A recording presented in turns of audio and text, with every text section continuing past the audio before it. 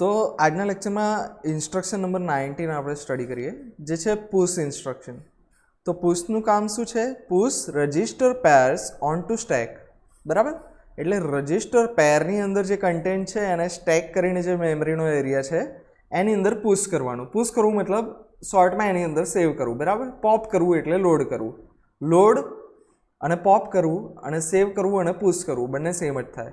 બરાબર, ફોર્મેટ એનું કંઈક આવી રીતનું રહેશે કે પુશ અને સ્પેસમાં રજિસ્ટર પેર. બરાબર, અહીંયા તમે કોઈ પણ રજિસ્ટર પેર આપી શકો, BCDEHL, અને આખી રજિસ્ટર પેર નહીં લખતા, આપણે ખાલી બી પછી ડી કે એચ એ રીતે લખશું, એક જ લખશું. બરાબર, BC એવું આખું નથી લખતા હોતા. એનો એડ્રેસિંગ મોડ થાય રજિસ્ટર ઇનડાયરેક્ટ કમ્બાઇન્ડ. બરાબર, કે રજિસ્ટર્સનો યુઝ પણ થયો છે પ્લસ ઇનડાયરેક્ટલી એડ્રેસ આપીએ છીએ ક્યાંથી વધારે કન્ટેન્ટ સેવ કરવાનો છે, એટલે રજિસ્ટર અને ઇનડાયરેક્ટ કમ્બાઇન આપણે એને કહેતા હોય છે. હવે એક્ઝામ્પલ એનું શું આપેલું છે? પુશ બી, એટલે BC રજિસ્ટર પેરનો કન્ટેન્ટ આપણે સ્ટેક ઉપર મૂકવો છે. તો એક્ઝેક્ટલી શું થશે? અહીંયા કંઈક એવું આપેલું છે કે ડિક્રીમેન્ટ કરો, કોપી કરો, ડિક્રીમેન્ટ કરો અને કોપી કરો. બરાબર, ડિક્રીમેન્ટ કરવાનું, કોપી કરવાની હાઈ બાઇટ, ડિક્રીમેન્ટ કરવાનું અને કોપી કરવાનું લો બાઇટ. ડિક્રીમેન્ટ શેને કરવાનું? તો સ્ટેક પોઇન્ટર. બરાબર, સ્ટેક પોઇન્ટરને ડિક્રીમેન્ટ કરવાનું. એક્ઝામ્પલ થ્રુ સમજી લઈએ એટલે ખ્યાલ આવી જશે કે બિફોર, ફોર એક્ઝામ્પલ પહેલાં, એટલે કે ઇન્સ્ટ્રક્શન જે છે પુશ બી એ એક્ઝિક્યુટ કરતાં પહેલાં આપણે અઝ્યુમ કરીએ કે સ્ટેક પોઇન્ટરમાં 2099 આવી કોઈક વેલ્યુ છે. બરાબર, એટલે સ્ટેક પોઇન્ટર જે છે એ 2099 એડ્રેસને પોઇન્ટ કરે છે. સ્ટેક પોઇન્ટર શેને પોઇન્ટ કરશે? આ લોકેશનને પોઇન્ટ કરશે જેનું એડ્રેસ છે 2099. અને જે BC રજિસ્ટર પેર છે જેનો કન્ટેન્ટ આપણે પુશ કરવાનો છે સ્ટેકની અંદર. સ્ટેક શું છે? મેમરીનો એક પાર્ટ છે જેને આપણે ટેમ્પરરીલી ડેટા સ્ટોર કરવા માટે અને રિકોલ કરવા માટે યુઝ કરતા હોય છે. તો BC રજિસ્ટરની અંદર 32 અને 57 છે. તો 32 હશે બીની અંદર અને Cની અંદર હશે 57. બરાબર, અથવા તો એને રજિસ્ટર પેરનો હાયર બાઇટ પણ કહી શકીએ આપણે. બરાબર, કે હાયર બાઇટ ઓફ રજિસ્ટર, અને આને કહી શકીએ આપણે લોઅર બાઇટ ઓફ રજિસ્ટર. તો એક્ઝેક્ટલી શું થાય છે? સ્ટેક પોઇન્ટરની વેલ્યુ આફ્ટર શું થશે? 2097 થશે અને BC રજિસ્ટરની વેલ્યુ 3257 રહેશે. અને મેમરી જે છે એમાં કંઈક આવું થશે કે મેમરીમાં જે 2099 લોકેશન છે એની અંદર તો ડોન્ટ કેર. બરાબર, કંઈ પણ વેલ્યુ હશે એનાથી મારે કોઈ લેવા દેવા નથી. શું થશે? 2098 અને 2097 એની વેલ્યુઝ અપડેટ થશે. 2098માં શું આવશે? જે હાયર ઓર્ડર બાઇટ છે એ 2098માં આવશે અને લોઅર ઓર્ડર જે બાઇટ છે એ આવી જશે 2097ની અંદર. તો એક્ઝેક્ટલી અહીંયા તમને એ જ કીધેલું છે કે શરૂઆતમાં તમારું સ્ટેક પોઇન્ટર કોઈ પણ વેલ્યુ હશે. બરાબર, જે ટોપ ઓફ ધ સ્ટેકને પોઇન્ટ કરતું હશે, એટલે સ્ટેકની જે ટોપ છે એને પોઇન્ટ કરતું હશે. પછી શું થશે? ડિક્રીમેન્ટ કરવાનો સ્ટેક પોઇન્ટરને એક વેલ્યુથી. બરાબર, એટલે શું થશે? સ્ટેક પોઇન્ટર જે છે એની વેલ્યુ SP-1 થઈ જશે. બરાબર, કે સ્ટેક પોઇન્ટરને આપણે ડિક્રીમેન્ટ કરવાનો છે. નેક્સ્ટ શું થશે? એટલે જો 2099 હશે તો ડિક્રીમેન્ટ થઈને 2098 આવી જશે. એટલે સ્ટેક પોઇન્ટર કોને પોઇન્ટ કરતો થશે? આ લોકેશનને પોઇન્ટ કરતો થશે. હવે શું થયું? એ લોકેશન મને એમ્પ્ટી મળે છે, પછી હું શું કરીશ? Copy high byte into location pointed by SP-1. તો હાઈ બાઇટ જે છે એટલે કે 32 એને આપણે કોપી કરીને શેમાં લઈ જઈશું? SP-1. SP પહેલાં 2099 હતું તો SP-1 શું થયું? 2098. તો એમાં કોપી કરશું. ફરી વાર ડિક્રીમેન્ટ કરશું SP-1ને બાય 1. તો SPની વેલ્યુ શું થશે? ફરી એકવાર ડિક્રીમેન્ટ કરશું તો SP-2.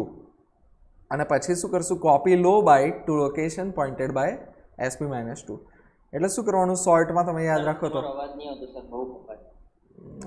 બહુ કપાય છે એમ.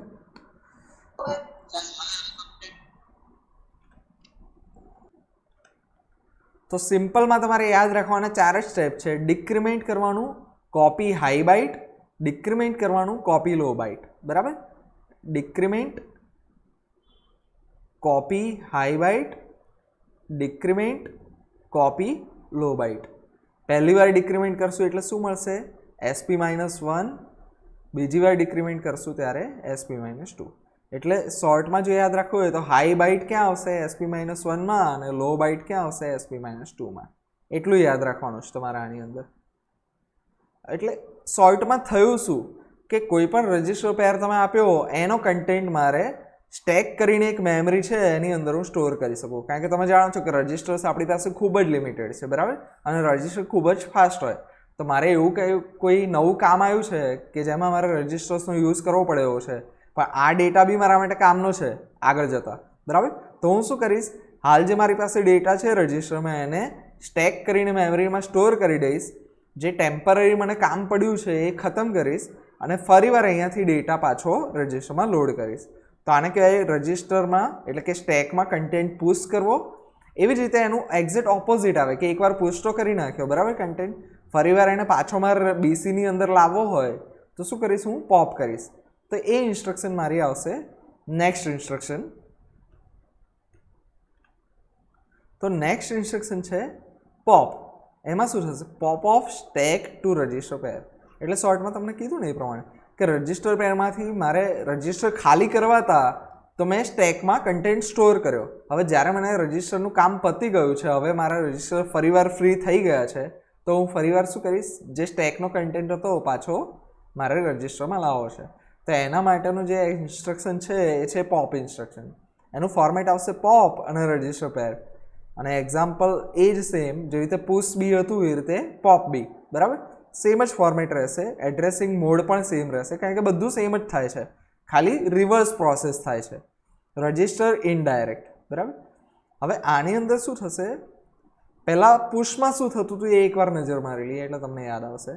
ડિક્રીમેન્ટ કરવાનું એટલે SP-1 થશે, પછી કોપી કરવાનું હાઈ બાઇટ, ડિક્રીમેન્ટ કરવાનું અને કોપી લો બાઇટ કરવાનું. તો એનું એક્ઝેક્ટલી રિવર્સ કરવાનું છે કે કોપી લો ઇન્ક્રીમેન્ટ, કોપી હાઈ ઇન્ક્રીમેન્ટ. આવું કંઈક થવું જોઈએ. જોઈ લઈએ શું થાય છે.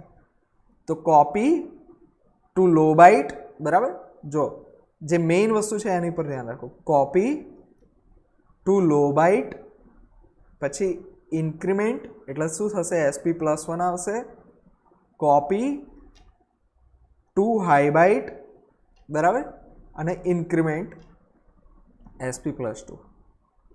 શોર્ટમાં પહેલાંનું એક્ઝેક્ટલી રિવર્સ થાય છે. તમે જો સાઈડ બાય સાઈડ જોવાનો ટ્રાય કરો, અહીંયા સાઈડ બાય સાઈડ વ્યૂ હું બતાવી નહીં શકું, પણ એક નજર અહીંયા મારો અને ફરીવાર ત્યાં નજર મારો એટલે ખ્યાલ આવી જશે કે શું કર્યું છે. ડિક્રીમેન્ટ કર્યું એટલે SP-નું SP-1 કર્યું, કોપી કરી હાઈ બાઇટ, બરાબર, ડિક્રીમેન્ટ ફરીવાર કર્યું અને કોપી કરી લો બાઇટ. તો મારે એના એક્ઝેક્ટ રિવર્સ સ્ટેપ કરવા પડે કે કોપી કરીશ લો બાઇટ, બરાબર, કે પહેલાં શું કરીશ, લો બાઇટને રજિસ્ટરમાંથી કોપી કરીશ, પછી ડિક્રીમેન્ટ કર્યું હતું એ વખતે, તો આ વખતે મારે ઇન્ક્રીમેન્ટ કરવું પડે, એક્ઝેક્ટ રિવર્સ કરવાનું બધું, બરાબર.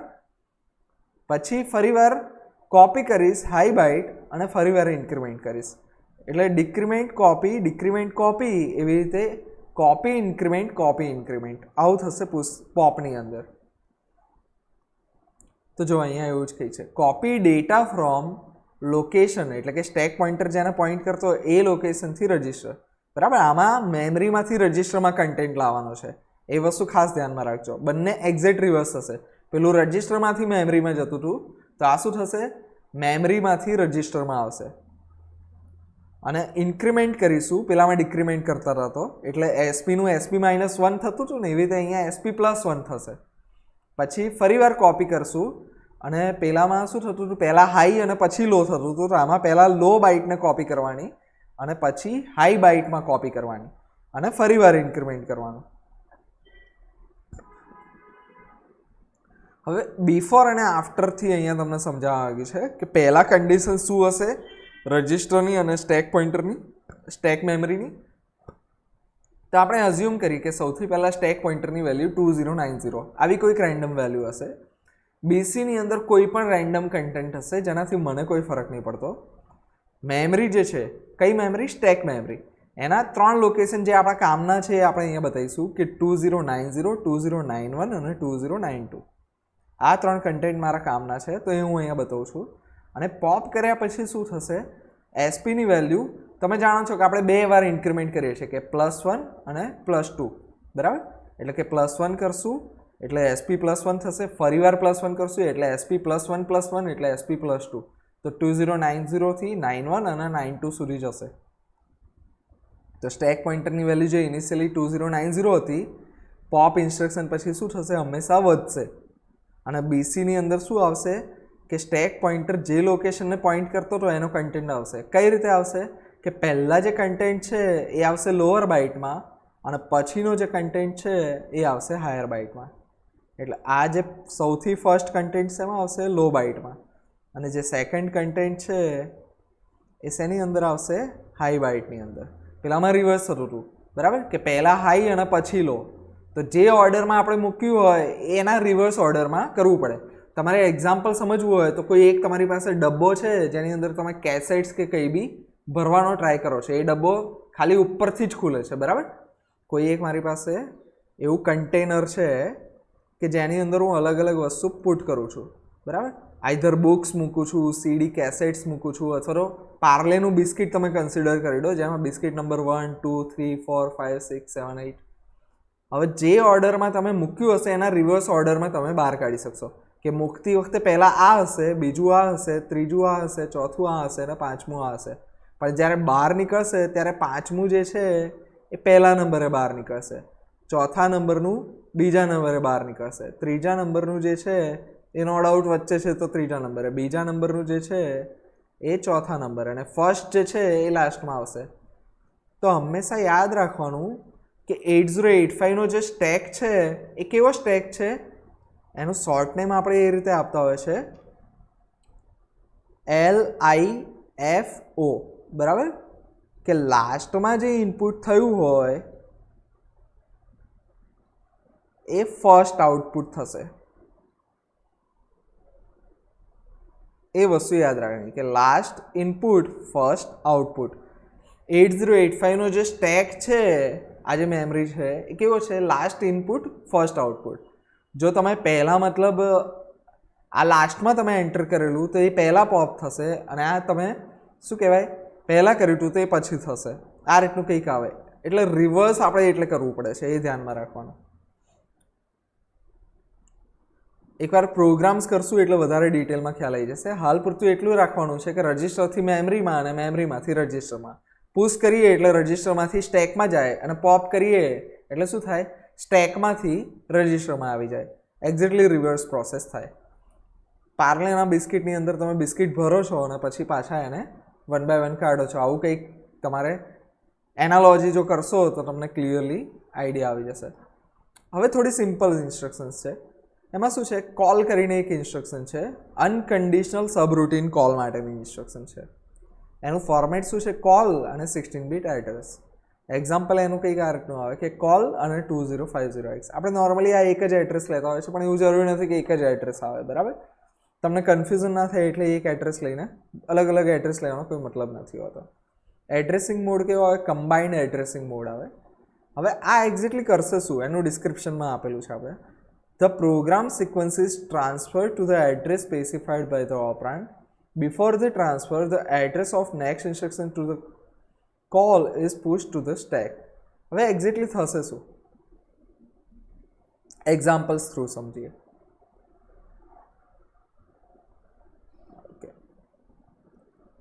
કે નોર્મલી શું હોય કે પ્રોગ્રામ્સમાં મેં અલગ અલગ લાઇન્સ લખેલી હોય, first line, second line, third line, fourth line, બરાબર.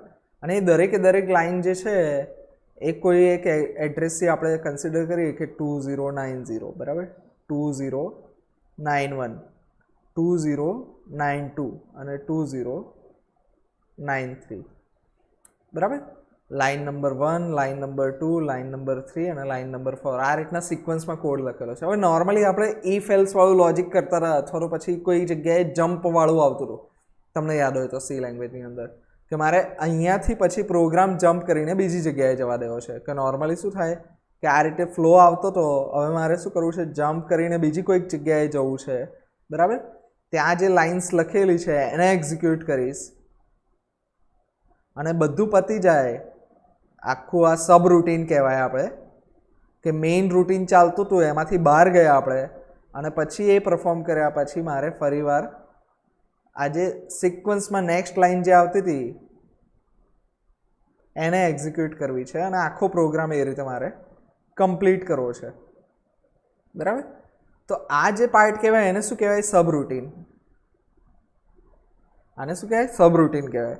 હવે સબરૂટીનમાં જવા માટે જે ઇન્સ્ટ્રક્શન આપણા કામમાં આવે એસેમ્બલીની અંદર એ આ ઇન્સ્ટ્રક્શન છે કે હું 2093 ઉપર છું, ઉપર મારે 2050 હેક્સ ઉપર જે છે કોડ લખેલો છે ત્યાં મારે જવું છે અને પછી ત્યાંથી મારે રિટર્ન થવું છે. તો આના માટેની બે ઇન્સ્ટ્રક્શન આપણે લખીશું કે કોલ 2050 અને રિટર્ન ફ્રોમ ધીસ સબરૂટીન. બરાબર. આ બે એનું કામ કરશે કે મેઇન પ્રોગ્રામ કોઈક ચાલે છે એમાંથી હું સબરૂટીનમાં જઉં છું, એ ખતમ કરીને પછી પાછો અહીંયા આવી જાઉં છું. તો એ કરવા માટે મારી પાસે બે ઇન્સ્ટ્રક્શન આવે. કોલથી હું શું કરું કે સબરૂટીનમાં જઈશ અને સબરૂટીનમાંથી પાછા આવવા માટે કઈ ઇન્સ્ટ્રક્શન? Return instruction. એ બે ઇન્સ્ટ્રક્શન આપણે વન બાય વન કરીશું. હવે આની અંદર બે વસ્તુ તમારે સમજવાનું છે કે પ્રોગ્રામની સિક્વન્સ જે છે એ તમે કોલની મદદથી ચેન્જ કરી શકો. બરાબર. અને એ સિક્વન્સ કઈ રીતે આવશે કે તમે જે એડ્રેસ આપશો એ પ્રમાણે થઈ જશે કે 2090919293 થતું હતું, અહીંયા મેં કોલ ઇન્સ્ટ્રક્શન લખી તો 2093ની જગ્યાએ જતું રહ્યું સીધું 2050 ઉપર. પછી ત્યાં જે કંઈ પણ સ્ટેપ લખ્યા છે એ પૂરું કરશે અને છેલ્લે હું રિટર્ન સ્ટેટમેન્ટ લખીશ એટલે 93 પછી મારે 94 કરવાની હોય તો એ એક્ઝિક્યુટ થશે. પણ એ કરવા માટે શું કરવું પડે કે 2093 પછી જે નેક્સ્ટ ઇન્સ્ટ્રક્શન છે એ 2094 ઉપર છે, તો એને મારે સ્ટેકની ઉપર સ્ટોર કરાવવી પડે. તો જ મને ખબર પડે કે મારે રિટર્ન જવાનું છે ક્યાં. હું અહીંયાથી જતો તો રહું 2050 ઉપર, પણ અહીંયાથી રિટર્ન ક્યાં જવાનું એના માટે મારે સેવ કરી રાખવું પડે કે સ્ટેકની અંદર હું ટેમ્પરરી એડ્રેસ સેવ કરી રાખીશ કે મારે હવે 2094 ઉપર જવાનું છે. આ એક એક્ઝામ્પલ છે. બરાબર. આ રીતે તમે એને સમજી શકો. અને રિટર્ન ઇન્સ્ટ્રક્શન તમને મેં જોડે જોડે સમજાવી દીધી કે રિટર્ન ફ્રોમ સબરૂટીન અનકન્ડિશનલી, કે કોઈ પણ કન્ડિશન વગર સબરૂટીન પતે એટલે ત્યાંથી રિટર્ન થઈને જે નેક્સ્ટ ઇન્સ્ટ્રક્શન હોય એ એક્ઝિક્યુટ કરવા માટે મેઇન રૂટીન. આને શું કહેવાય? મેઇન રૂટીન કહેવાય કે તમારો જે મેઇન પ્રોગ્રામ ચાલતો રહે. અને કોઈ નાનું બીજું સબ ટાસ્ક કરવા માટે આપણે સબરૂટીનમાં જતા હોય છે કે નોર્મલી કોઈ પ્રોગ્રામ ચાલે છે અને કોઈ ફોલ્ટ અલાર્મ આવ્યું કે કોઈ પ્રોબ્લેમ આવ્યો છે ઇમરજન્સીવાળું, તો એને સોલ્વ કરવા માટે આપણે સબરૂટીનમાં જઈશું, એ પ્રોબ્લેમ સોલ્વ કરી નાખશું અને પછી જે મેઇન ટાસ્ક કરવાનું હોય એ આપણે કરી લઈશું. એનું ફોર્મેટ છે રિટર્ન અને અહીંયા કંઈ જ સ્પેસિફાઈ નહીં કરીએ એટલે નન લખેલું છે. તમારે લખવાનું ખાલી RET એટલે ત્યાંથી એ રિટર્ન થઈ જશે. અને કોઈ પણ ઓપરાન્ડ ના આવે. બરાબર. આને શું કહેવાય? ઓપરેશન કોડ એટલે કે ઓપકોડ. જોડે અહીંયા કોઈ ડેટા આપ્યો હોય, જેમ કે કોલમાં આપણે ડેટા આપતા હતા કે એડ્રેસ આપતા હતા, તો આને કહેવાય ઓપરાન્ડ, ઓપકોડ, અને આને કહેવાય ઓપરાન્ડ. જ્યારે ઓપરાન્ડ ના હોય ત્યારે કેવો એડ્રેસિંગ મોડ આવે? ઇમ્પ્લાઇડ એડ્રેસિંગ મોડ આવે. The program sequence is transferred from subroutine to the calling function. 2 bytes from the top of the stack is copied to the PC and program execution begins. એટલે જે આ વખતે આપણે stack ઉપર મૂક્યું હતું ને કે 2094થી મારે નેક્સ્ટ ઇન્સ્ટ્રક્શન કોપી કરવાની છે, એ સ્ટેકમાં આપણે ઓટોમેટિકલી જતું રહેશે જ્યારે કોલ ઇન્સ્ટ્રક્શન કરશું ત્યારે. હવે જ્યારે રિટર્ન કરશું એટલે શું કરશે? એ સ્ટેકમાંથી પાછું પીસીની અંદર લઈ જશે. તો અહીંયા હંમેશા યાદ રાખવાનું કે પીસીનો જે કન્ટેન્ટ હોય,